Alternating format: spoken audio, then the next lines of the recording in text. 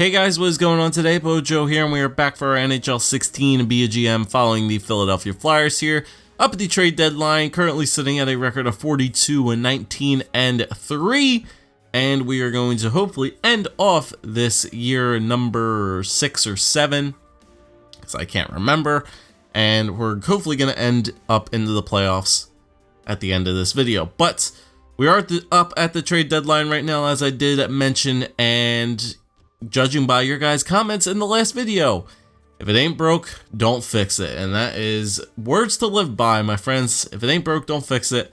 I am not going to be making any trades whatsoever unless a team comes at me in the next 2 days offering a trade for possibly Gogliev or Timo Meier, that I might look in on it, but we don't need to make any trades. We are sitting swimmingly here in the Metro. I think we were a good 10 points, ahead.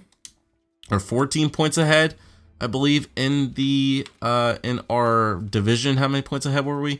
We were a good 15 points ahead of the Washington Capitals, which is 7 games pretty much. And pretty much as long as we can win 7 games, I have a good feeling that we are in pretty good contention to make ourselves into the playoffs here. But let's continue along here on this calendar. Let's move to the end of the month here of March, and let's see how this Flyers team goes. A 3-1 win over the Capitals, trade deadline. Nothing happened, so we are good to go, and we start off this month with 3 straight wins, 3-1. Oops, Shane Gostisbehere, injured elbow. Estimated return is March 13th. Okay, do we have a replacement defenseman? We do. Taro Martins is up on our team right now, so you know what? Assistant coach, replace the player. Taro Martins should be in there for Shane Gostisbehere. And Shane Gostisbehere is available to play in the team's next game, so it works out for us. Good. So Ghost just had a little bit of an elbow injury. Martins in there for just the time being off, but we can just do that. Simple switch. Ghost gets back in there onto the team, and shootout win over the New Jersey Devils as we continue our winning streak here. Jorgen Lindback waiver claim from the Detroit Red Wings. Jorgen Lindback on waivers. Let's see. He's got good potential. 23-year-old Jorgen Lindback, minor league scoring forward, medium potential for a top 3 forward. 23 years old as a sniper. Good defensively. Yeah, Detroit, I don't know what kind of moves you guys were making, but I can find a spot for this guy on my team. I am claiming this guy, Jorgen Lindback. Welcome to the Philadelphia Flyers. And you know what? Get your butt onto the AHL team as soon as you possibly can. That's a good pickup for us right there. That's a nice little depth player to add onto the team. We can obviously scratch a player like Kevin Gumas, and we can play this guy, Lindback, into the squad here. So what was this guy? He was a 2nd round pick, 42nd overall by the Detroit Red Wings. A right wing sniper in 2018. So that was what, 4 years ago in the draft? It seems to be like a defensive type sniper, but he's got an okay shot. It's the powers behind it.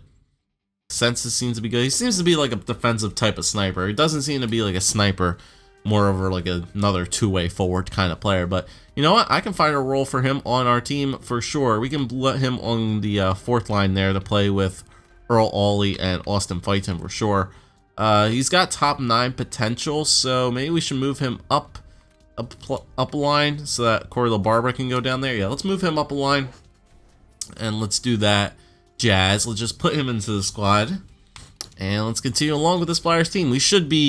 We're 2 wins away from a 50-win season, honestly, and the month isn't even over yet. We haven't even... Never mind. I was going to say, we haven't even lost a game this month until that loss to the Toronto Maple Leafs, but right back on the winning streak once again.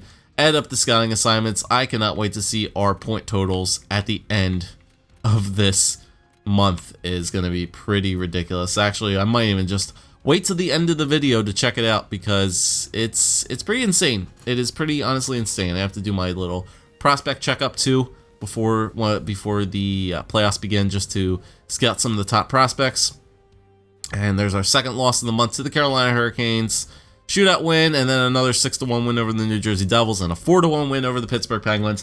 And this month has just been fantastic for the Philadelphia Flyers. There's only 5 games left. They sit at a record of 53, 21, and 3.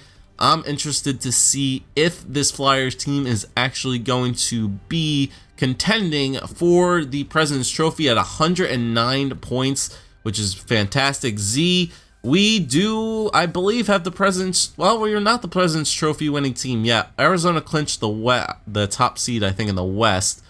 Well, maybe they did, I don't know, but we have a Z. I don't know what Z means. Z, what does Z mean? I completely forget. Z is playoff positions, X, Y, and Z. I completely forget what they mean. But we're contending with Arizona. We're 5 points ahead of them, it seems.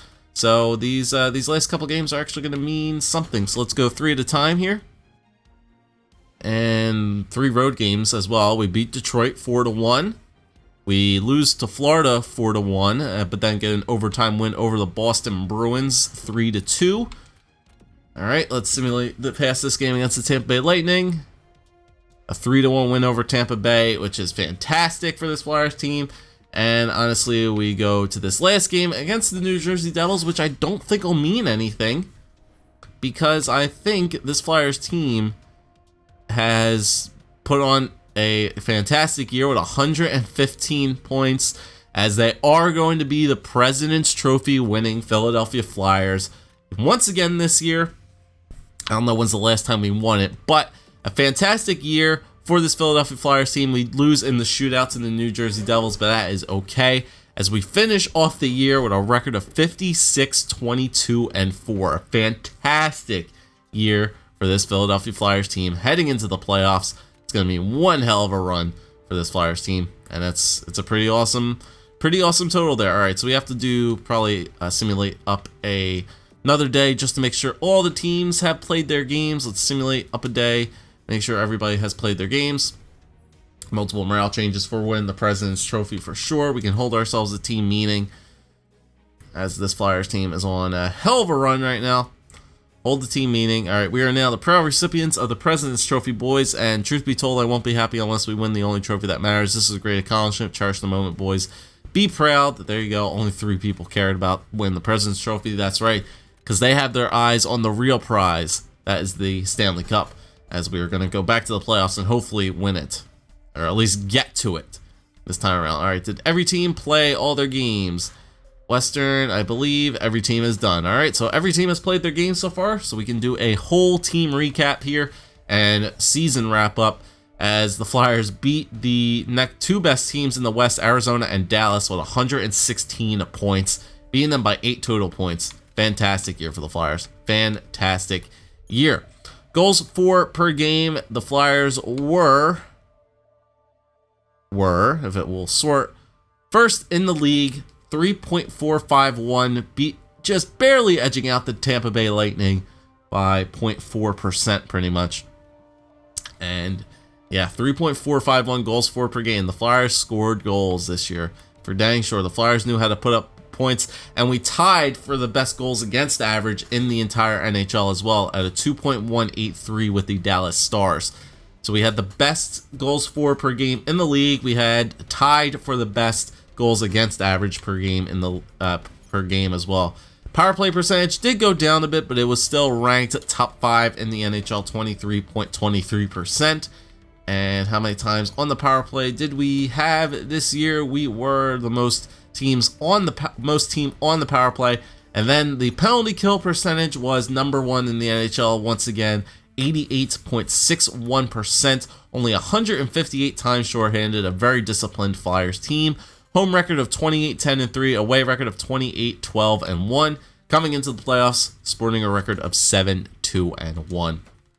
All right, now we can check out the player totals for this Flyer team and see how we can compare to previous years, because this was a fantastic finish to the year. Jakub Voracek with 91 points, 47 goals, 44 assists, and there are my 2 40-goal scorers. Claude Giroux just barely got there, but Jakub Voracek killed it this season. 47 goals, 44 assists for Jakub Voracek, for a 32-year-old, putting up a 91-point season, his best career year ever in the NHL. 47 goals, 44 assists. Absolutely ridiculous year for Jakub Voracek without any question. Claude Giroux, 87 points, pretty good year for him as well. 40 goals, 47 assists. Fantastic year for him. Nathan Noel putting up a fantastic year. I mean, there's no other word to describe these guys. It's just fantastic. 23 goals, 60 assists for Nathan Noel. He's up to a 94 overall player now. Freaking fantastic, man. 83 points. Crazy, crazy year. Over a point per game player on the first line still with Jacob Voracek and Claude Giroux, even though Giroux was on the second line. Still a great year for Nathan Noel. Earl Grantham almost had that point per game as well. 77 points, 16 goals, 61 assists for Earl Grantham, showing that he can do both as a sniper to pass the puck a lot. Tyler Toffoli with 67 points as well. Only 15 goals, but 52 assists. Sean Couturier, 50 points. Reed McDonough, 46 points for him this year. Was a minus player, but still, 46 points is very, very good. Timo Meier with 33 points, 17 goals. Murray Generous in his very first year, 31. Marcus Kruger, 23. Dryden Hunt, 20. And Wayne Moss with 12. Gauthier obviously filled in for the depth. Same thing with Chip Chura. So fantastic year by all of our forward core. The only thing that I do have to worry about come playoff time is that it seems that Jacob Voracek and Claude Giroux are only two really goal scorers this year, it seems. I know it seems like a lot of our team got a lot of points, but a lot of them are racked up in assists. So it's going to worry me if Claude Giroux and Jacob Voracek go cold in the playoffs, because I don't know if anybody of our other players are going to be able to step up in the playoffs. Hopefully I'm wrong, but that's just the way it seemed to pan out for us here. Shane Gostisbehere had a very good year as well. 59 points for him on the first pair. Definitely moving him out to the first pair seemed to be the right decision, as he put up 59 points, 16 goals, 43 assists, 59 points, beating his career average by 30 points, which is ridiculous. Ivan Provorov putting up 40 as well. See, I guess that the fact that we bumped down his minutes, it seemed to allow him to perform at a much higher level. Arthur Halishchuk with 33 total points, Travis Sanheim with 29, Ulf Bachmann with 10, and Sam Moran putting up 5 points as well. All of our defense were positive players. Arthur Halishchuk did break even. And then for our goaltenders here, as we look at the final stats for our goaltenders, Calvin Picker, 37 total games played, a 1.91 goals against average, 21, 11, and 1, save percentage of .929, and 7 total shutouts.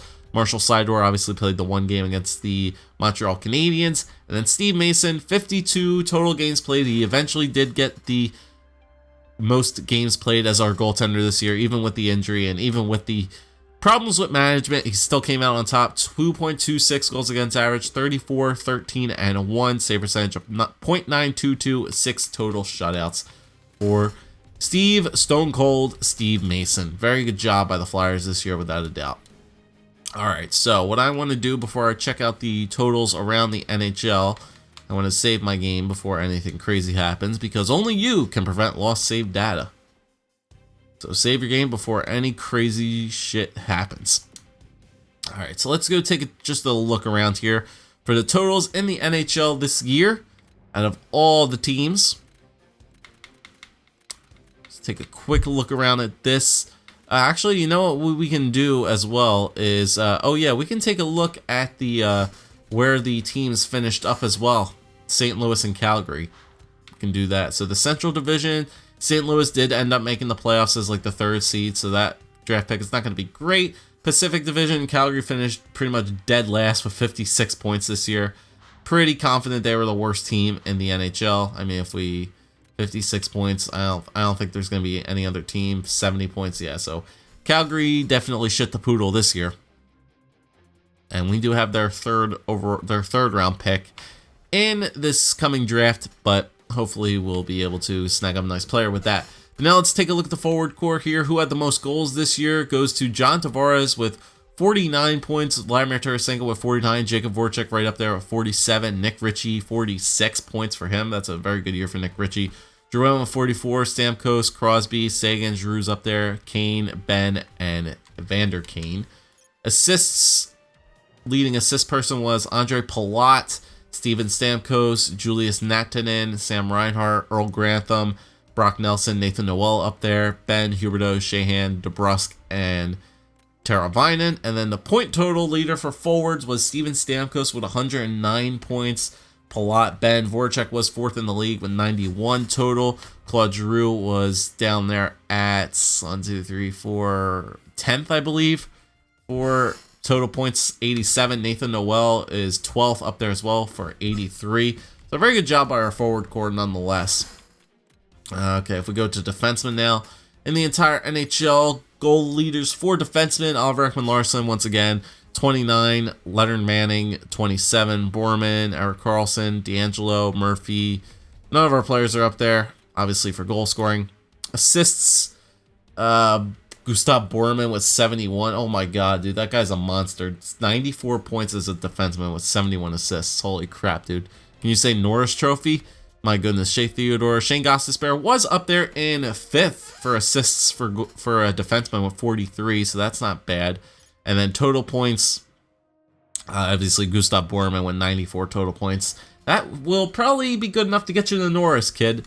That's up there. Shane Gostisbehere was up there for 6th in the league, though, for total points for defensemen, tied with Morgan Riley for 59 total points. So not too shabby there. And I think he might be the lowest overall on this list as well, 86. He's tied with Jacob Zaboral, I think, for the lowest overall, and Julius Bergman. So not too bad there from the rookies showing up there. And then if we look at the goaltenders, lowest goals against average went to most games played, probably Dredger, Chris Dredger on the Florida Panthers at 2.18 goals against average with 70 total games played. So Dredger probably will get the maybe the goaltending award this year unless they give it to somebody else. Holtby had a pretty good season as well. Mason, not the greatest season, but still, it's respectable. How many shootouts? Who won the shootouts? Winner, that was Michael Neuwirth on the Dallas Stars. Oh my goodness. Novi did have a good year in Dallas. He definitely had a good year. 1.95 goals against average. Neuwirth did have a fantastic year. I don't know if it's worth that $5.7 million contract for 4 years. I don't know what Dallas was thinking on that, but he definitely did it good there. Pickard was up there as well for shutouts. Tied for the league in shutouts, and then Mason was right up there as well. So the Flyers posting a lot of shutouts this year for dang sure. And then we take a look at the rookie scares to end off everything on the totals. Goals for rookie skaters, Dmitry Zamenhof with 27 total. Reed McDonough was 2nd in the league. Remember, because he is a rookie. So 19 goals, 2nd in the rookie scoring race was Reed McDonough with 19. Any of our other players up there? Luke Kerwin, Arthur Halishchuk was up there, 14 goals as a defenseman, so he definitely was up there as well. He's the only defenseman, it seems, up there on this list for goals. He's an offensive defenseman. That's looking good for our future. Assists, Stefan Lecavalier with 41. Reed McDonough was up there with 27. And then the point total leaders, so these are your top getters for the Calder. It seems like this Dmitry Zamenhof guy should be getting it. Most goals with 27, most points 66. Was a minus 11 though, so that's interesting. A lot of these rookies are minus players. I mean, McDonough is up there, top 5 for points, 46, right behind Gunderson, Lecavalier, and Mario Biron. And then if we look at the rookie goaltenders, anybody surprising for a rookie goaltender this year with games played? Berglund, Hansen, Hentunen, Bradford. Anybody have a really good record? Luke Black did okay. Everybody else was pretty much average. Yerke, Hentunen, not bad record.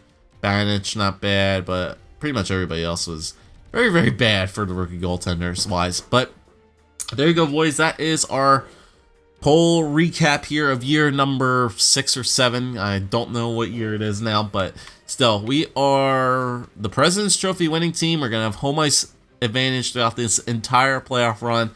And if the division looks right, let's see who we're going to be playing in the playoffs. Is it going to be Pittsburgh or is it going to be the other wild card team? Yep, it's going to be the Pittsburgh Penguins. All right, so the Battle of Pennsylvania once again, as we're going to be going up against the Pittsburgh Penguins here in round number 1 of the playoffs.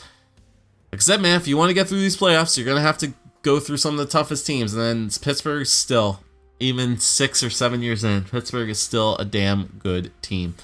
So let's look at the playoff tree here. In the West, you have Colorado versus St. Louis, Dallas versus Minnesota, Edmonton versus Anaheim, and Arizona versus the LA Kings. In the East, Washington versus the New York Islanders, Philadelphia versus Pittsburgh, Tampa Bay versus Toronto, and Florida versus Boston. All right, so we got the Pittsburgh Penguins in round number 1 next up here. Let me know if you guys think we should do any line edits to our team. I don't think we need to do anything. I think we just need to run with this team right now. We're on a crazy winning streak. The team is playing very, very well. The lineups I think are perfectly fine.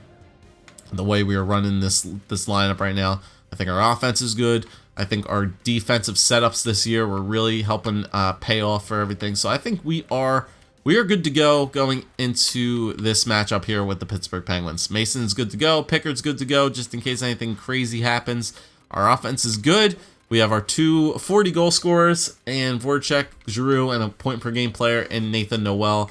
I think we're ready to go into this matchup here against Pittsburgh. We're a much different team now going up against these guys, and who knows, 6 to 7 years in, who knows how good like Crosby and all these players are if they're still even on the team. But we'll check that out next episode. But thank you guys for watching. If you did enjoy, leave a like, comment, subscribe. As always, going into the playoffs next round, or next video, Philly versus Pittsburgh. Once again, let's see if we can get through these guys without a problem.